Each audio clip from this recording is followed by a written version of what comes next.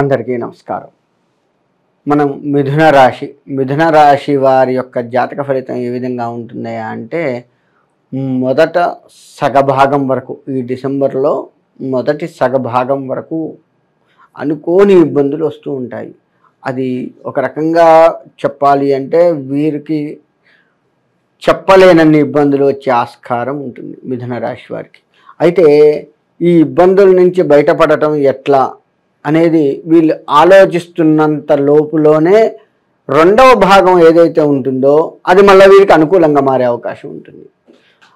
అంటే వీరి డిసెంబర్ నెల మొత్తం కూడా వీరి జీవితం ఎలా ఉంటుంది అంటే సగభాగము, అంటే మొదటి సగభాగము చెడుగా ఉన్న రెండవ సగభాగము కొంత మేరకే, మొత్తం అనుకూలంగా అని చెప్పడానికి లేదు, కొంతమేర అనుకూలత కలిగే అవకాశం ఉంటుంది. అయితే ఈ రాశి వారికి వాహన ప్రమాదాలు ఎక్కువగా ఈ మొదటి వారంలోనే, అంటే మొదటి దశలోనే, వారం కూడా కాదు, మొదటి 15 రోజుల్లోనే, డిసెంబర్లో మొదటి 15 రోజుల్లో వాహన ప్రమాదాలు జరిగే అవకాశం ఉంటుంది. అంతేకాకుండా భార్యాభర్తల మధ్య అన్యోన్యత తగ్గే అవకాశం ఉంటుంది. అంతేకాకుండా కుటుంబంలో, అంటే మన తండ్రి, మనకంటే పెద్దవారి తండ్రి కూడా మనల్ని ఎగర్దిస్తూ ఉంటాడు, మన కడుపున పుట్టిన పిల్లలు కూడా మనల్ని ఎగర్దిస్తూ ఉంటారు. ఆ విధంగా జరుగుతుంటుంది. వీరు కూడాను మాటని ఆచితూచి మాట్లాడాల్సి వస్తుంది. ఎవరితో మాట్లాడుతున్నామో ఏంటి, వారు మనకంటే చిన్నవారైనా సరే వీరు వారి యందు మర్యాద భావనతో నడుచుకునే విధంగా ఊళ్ళు మెలగాల్సి ఉంటుంది. అలా ఉన్నట్లయితేనే వీరి ఈ మొదటి సగభాగం మొత్తం కూడాను ఒక అడుగు ముందుకు వెళ్ళే అవకాశం ఉంటుంది. మిగతా సగభాగం మంచి జరుగుతుంది కదా అంటే, వీరు ఎవరినైతే ఈ మొదటి సగభాగంలో దూషిస్తున్నారో వారు రెండవ భాగంలో వచ్చి మనకు వచ్చే ఆటంకాలని, మనకు జరిగే ప్రతి పనిలో కూడా ఆటంకాలు సృష్టించే ప్రమాదం కూడా ఉంది. కాబట్టి ఈ మొదటి సగభాగము వీరు ఎంత జాగ్రత్త పడగలిగితే వీరికి రెండవ సగభాగం ఏదైతే ఉందో డిసెంబర్ నెలలో వీరికి జరిగే మంచి ఏదైతే ఉందో దాని యందు వీరు కొంచెం అనుకూలంగా ఉండి వీరికి అన్ని రకాలుగా కొంతమేర వరకే, 1-2 సార్లు చెప్తున్నాను వినండి, కొంతమేర వరకే రెండవ భాగం వీరికి అనుకూలంగా ఉంటుంది.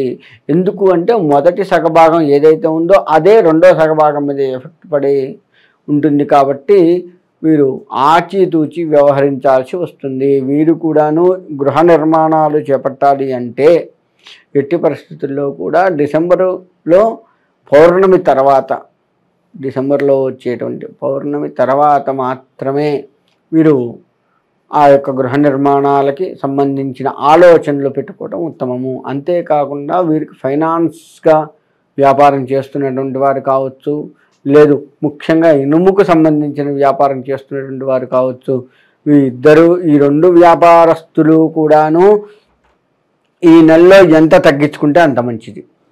ఈ రెండు వ్యాపారాలు చేస్తున్నటువంటి వారు ఇప్పటి వరకు మనకు బాగా నడిచింది కదా, ఇంకా మనకి ఎదురైంది అన్న ఆలోచన తగ్గించుకుంటూ ఆ వ్యాపారాన్ని కొంతవరకు తగ్గించుకొని వ్యాపారం చేస్తే, అసలు చేయొద్దని కాదు నా ఉద్దేశము, ఆచితూచి ఇక్కడ వ్యాపారం చేయాల్సిన పరిస్థితి ఈ రాశి వారికి ఉంది. అంతేకాకుండా ఈ రాశివారు ముఖ్యంగా వీరు ఆరాధించాల్సింది కుజుడు.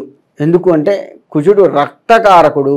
ఆడవారు అయితే మాత్రం కుజుడిని ఆరాధించినట్లయితే వారికి ఆపరేషన్స్ ఏవైతే ఉంటాయో, ఒకవేళ డెలివరీ అట్లా దగ్గర ఉన్నటువంటి వారు, అంటే గర్భిణీ స్త్రీలు ఎక్కువగా ఆరాధించినట్లయితే ఈ ఆపరేషన్స్ తగ్గి నార్మల్ డెలివరీ అయ్యే అవకాశం వీరికి కొంత కనపడుతూ ఉంది. కాకపోతే కుజుడిని బాగా ఆరాధించాలి. సుబ్రహ్మణ్యేశ్వర స్వామి ఆరాధన కూడా, కుజుడితో పాటు సుబ్రహ్మణ్యేశ్వర స్వామి ఆరాధన కూడా ఈ రాశి వారికి ఉత్తమ ఫలితాన్ని ఇస్తుంది. కాబట్టి ఈ రాశివారు యాక్సిడెంట్లు అయ్యి రక్తం మనలోంచి బయటకు వచ్చే అవకాశం ఉంటుంది. కాబట్టి వీరు కుజుడిని ఆరాధించినట్లయితే కుజుడికి ప్రదక్షిణ నమస్కారాలు చేసుకుంటూ, కుజుడికి అభిషేకాలు చేసుకుంటూ, లేదు కందులు అట్లా బ్రాహ్మణులకు దానం ఇస్తూ, ఇప్పుడు మనకి డిసెంబర్ నెలలో, అంటే ఈ నెల మొత్తం కూడాను అయ్యప్ప స్వాములు ఎక్కువగా మనకి మాలలు వేసుకుంటూ ఉంటున్నారు కదా.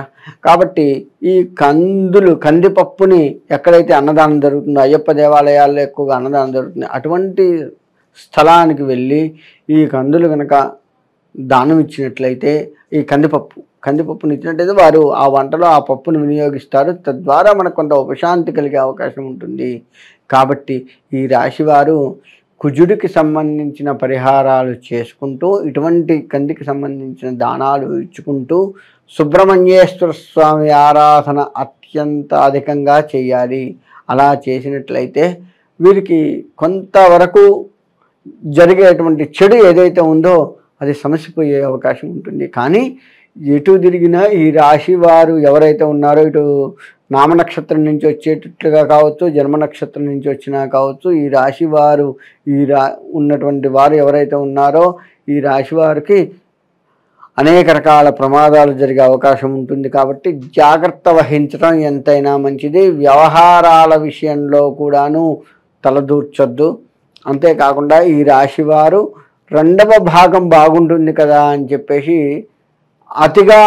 అతి ఉత్సాహంతో కూడా ముందుకు పోవద్దు ఆ రెండవ భాగంలో కూడాను. ఎందుకంటే మొదటి భాగంలో ఉన్నటువంటి స్థితి కొంతవరకు రెండవ భాగంలో పడే ఆస్కారం ఉంటుంది. కాబట్టి ఈ రాశివారు అత్యంత జాగరూకులై ఉన్నట్లయితే తప్పకుండా వీరికి కొంతవరకు మాత్రమే, మొత్తం మంచి జరుగుతుందని ఇక్కడ చెప్పట్లేదు, కొంతవరకు మంచి జరిగి కొంత పురోగతిని, అంటే ఉన్నటువంటి ఇబ్బందుల్ని కొంత అధిగమించి ఉపశమనం పొందే అవకాశం ఉంటుంది. కాబట్టి ఈ రాశివారు ఎప్పుడూ కూడాను ముఖ్యంగా భార్యాభర్తల మధ్య ఉన్నటువంటి సంబంధం ఏదైతే ఉందో దాన్ని వీరు ఒక రకంగా చెప్పాలి అంటే భార్య మాట వినడం ఉత్తమము.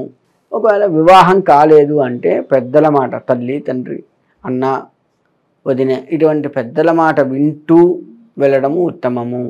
అలా చేసినట్లయితే తప్పకుండా ఈ రాశి వారికి కొంతవరకు మంచి, ఈ డిసెంబర్ నెలలోనే కొంతవరకు మంచి జరిగే అవకాశం ఉంటుంది.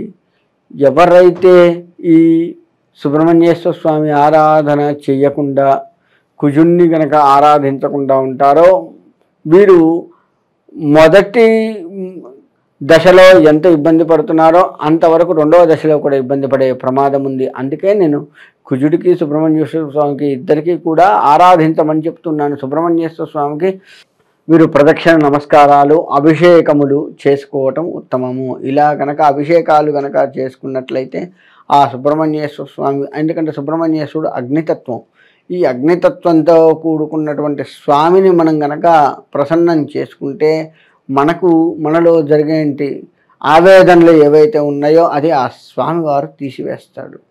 కాబట్టి కుజుడు కూడా రక్తకారకుడు. కాబట్టి మనకు ఆ కుజుడిని కూడా ప్రసన్నం చేసుకున్నట్లయితే ఈ యాక్సిడెంట్లు, ఆపరేషన్స్ దాకా వెళ్లకుండా చిన్న చిన్న గాయాలతోటే, అంటే మనం పసుపు పెట్టుకుంటే సరిపోతుంది అనుకున్నంత చిన్న గాయాలతో వీరు బయటపడే ఆస్కారం ఉంటుంది. కాబట్టి ఈ రాశివారు ఈ డిసెంబర్ నెల మొత్తం కూడాను జాగరూకతగా వహించడం ఎంతైనా మంచిది. తద్వారా వీరికి ఈ డిసెంబర్ నెల మొత్తం కూడా, మొత్తం కాకపోయినా కొంత అనుకూలించి వీరి జీవితం సుఖంగా జరిగే అవకాశం ఉంటుంది. కాబట్టి నేను చెప్పిన ఈ పరిహారాలు చేసుకుంటూ సుఖంగా ఉండాలి అని కోరుకుంటూ సెలవు తీసుకుంటాను.